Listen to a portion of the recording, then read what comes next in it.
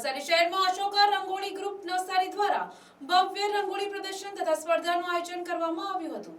આ રંગોળી સ્પર્ધા પ્રજાપતિ વાડી દુધિયા તળાવ નવસારી ખાતે યોજાઈ હતી, જેમાં શહેરના કલાકારો અને રંગોળી પ્રેમીઓએ ઉત્સાહભેર ભાગ લીધો હતો।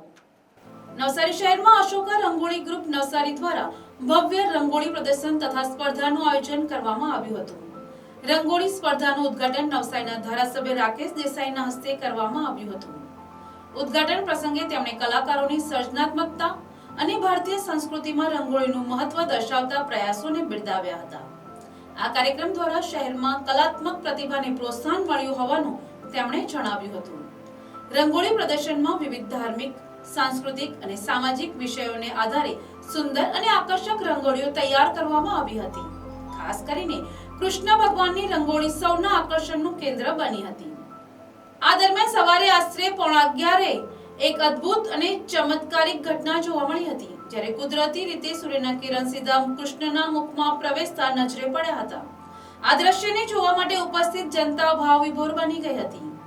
આ રંગોળી પ્રદર્શન તારીખ 29, 30, 31 ડિસેમ્બર અને 1 જાન્યુઆરી 2026 સુધી સાંજે 4 વાગ્યાથી રાત્રે 10 કલાક સુધી રંગોળી પ્રદર્શન નિહાળી શકશો।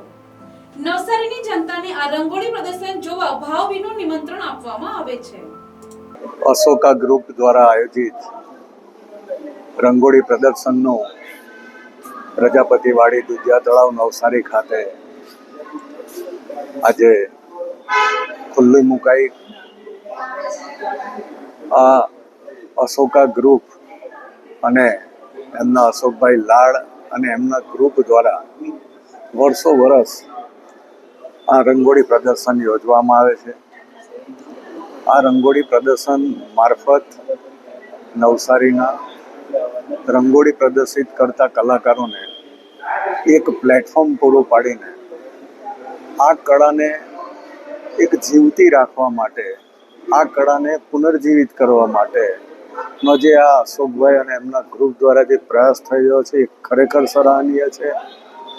નવસારીના પ્રજાજનો મહત્તમ આ રંગોળી પ્રદર્શન નિહાળે એવી પણ અપીલ કરું છું અને આ રંગોળી પ્રદર્શનો વર્ષો વર્ષ યોજતા જ રહ્યો અને પરમ કૃપાળુ પરમાત્મા પણ અશોકભાઈ લાડ અને એમના ગ્રુપને શક્તિ પ્રદાન કરે કે આનાથી પણ સારી રંગોળી વર્ષો વર્ષ પ્રદર્શિત કરે એ વાત સાથે વિરમો છું। અસ્તુ ભારત માતા કી આયોજિત રંગોળી પ્રદર્શન દર વર્ષે અને અશોકભાઈ માટે એમ કહેવાય કે નવસારી નહીં પરંતુ સમગ્ર હવે ભારતનું આપણે ગૌરવ છે અને જે હિડન ટેલેન્ટ મારફત જે બહેનો એ જે રંગોળી બનાવી છે, જે લક્ષ્મણ હોલ હોય કે નવસારીમાં અનેક જગ્યાએ અને દિવાળી અને એના તહેવારે પણ જે રંગોળીની જેને એમ કહેવામાં આવે કે એ જો શરૂઆત જો કોઈ કરી હોય તો અશોકભાઈ અને એમના ગ્રુપે કરી છે, એમ કહું તો ખોટું નથી।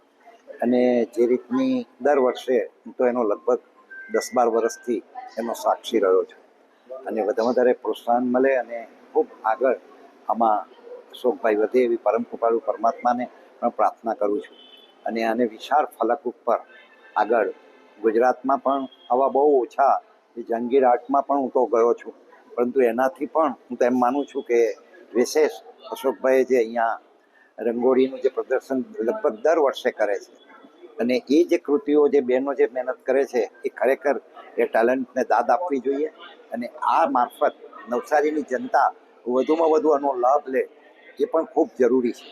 ત્યારે આ તકે એક માજી લોકપ્રતિનિધિ તરીકે આ વિસ્તારના કાર્યકર તરીકે હું હૃદયપૂર્વકની શુભેચ્છા પાઠવું છું। આભાર।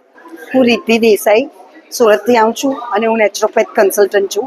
મારું પોતાનું આયુર્વેદિક પંચકર્મ સેન્ટર છે સુરતમાં અને અશોકભાઈને હું 1994થી ઓળખું છું અને આજે આટલા વર્ષે અશોકભાઈને જોઈને મને ગર્વ થાય છે અને આનંદની લાગણી થાય છે, કારણ કે આજે 94માં જ્યારે અશોકભાઈએ આ કલાની શરૂઆત કરી ત્યારથી લઈને આજ સુધી અશોકભાઈ જે રીતે એમને વળગી રહ્યા છે, સેવાનું કામ કરી રહ્યા છે અને હું પોતે નવસારીની દીકરી છું એ રીતે મને અશોકભાઈને જોઈને ઘણો જ ગર્વ થાય છે કે અશોકભાઈએ જે રીતે અને સમયની સાથે આજે તમે જ્યારે તમારી એક કલાને તમે યંગ હો અને તમે કલાને પકડી રાખો અથવા તો તમે તમારી કલામાં પારંગત હો એ બહુ સહજ બાબત છે, કારણ કે તમે એ ટાઈમે યંગ હો, પરંતુ સમયની સાથે તાલમેલ ગોઠવીને ચાલીને આ એજે તમે આટલા સક્સેસ હોવ અને તમે કલાને આટલી હદે પચાવી હો, એ બહુ જ ઉત્તમ અને ઉમદા કાર્ય છે. એમના સમાજ માટે બી અશોકભાઈ ગર્વ સમાન છે અને નવસારી માટે પણ અશોકભાઈ એક ગર્વ સમાન છે એ હું કહી શકું. હમણાં જ આ બધી રંગોળી મેં જોઈ, બરાબર. અશોકભાઈની હાથ નીચે ટ્રેન થયેલા દરેક રંગોળીની એક સ્પેશિયલ આગવી ઓળખ છે, એક ઇમેજ છે, જે કલાનો જાણકાર જ એને ઓળખી શકે કે જાણી શકે. દરેક રંગોળીમાં એક સ્પેશિયાલિટી છે, બરાબર. ખરેખર બહુ જ સરસ ને આવા પ્રદર્શન થવા જ જોઈએ આપણી કલાનો વારસો જાળવવા માટે, અને આવા પ્રદર્શનોને પ્રોત્સાહન મળવું જોઈએ સમાજના આગેવાનો તરફથી, જેથી કરીને આપણો આ સાંસ્કૃતિક વારસો જળવાયેલો રહે અને આગળ ચાલે. Thank you so much. Bureau report NTC news Navsari.